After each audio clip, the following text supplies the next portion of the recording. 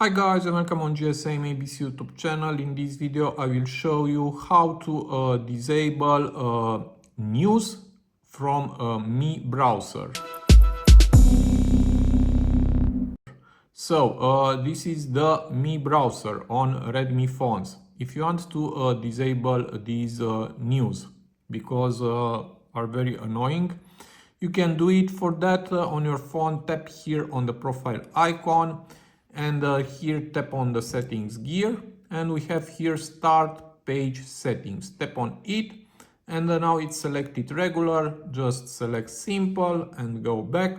Also, you can disable show games on the navigation bar, and I will show you what this means.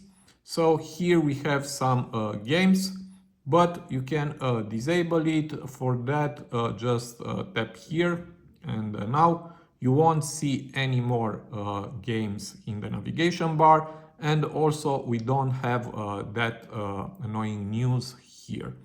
So it is very easy to do it. I hope this video to be useful for you. Also, if you like my type of content, you can subscribe to my channel, and see you to the next videos. Have a nice day.